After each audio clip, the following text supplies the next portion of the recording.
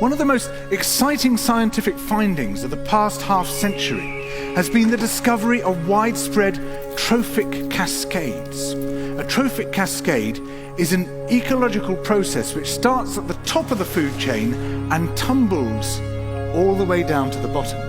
And the classic example is what happened in the Yellowstone National Park in the United States when wolves were reintroduced in 1995.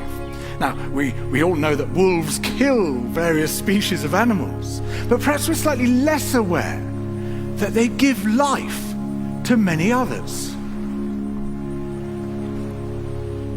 Before the wolves turned up, they'd been absent for 70 years, that the numbers of deer, because there was nothing to hunt them, had built up in the Yellowstone Park, and despite efforts by humans to control them, they'd managed to reduce much of the vegetation there to almost nothing. They'd just grazed it away. But as soon as the wolves arrived, even though they were few in number, they started to have the most remarkable effects. First, of course, they killed some of the deer, but that wasn't the major thing.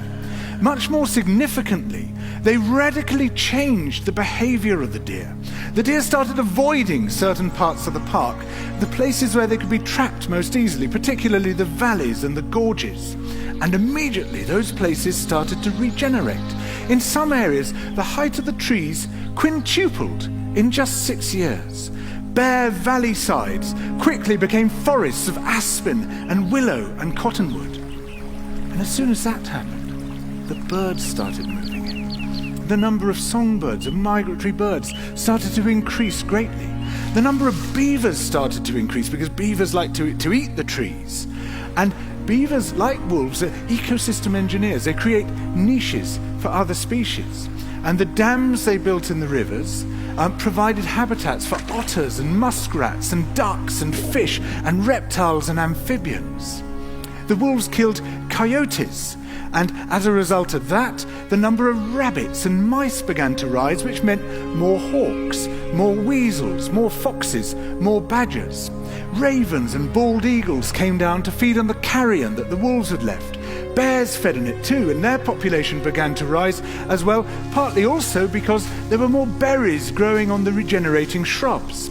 And the bears reinforced the impact of the wolves by killing some of the calves of the deer.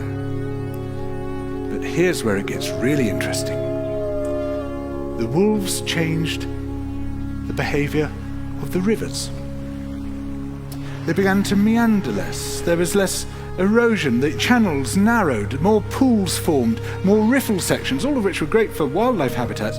The rivers changed in response to the wolves. And the reason was that the regenerating forests stabilized the banks so that they collapsed less often, so that the rivers became more fixed in their course.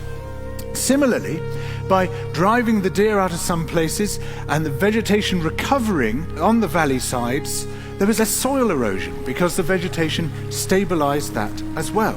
So the wolves, small in number, transformed not just the ecosystem of the Yellowstone National Park, this huge area of land, but also its physical geography.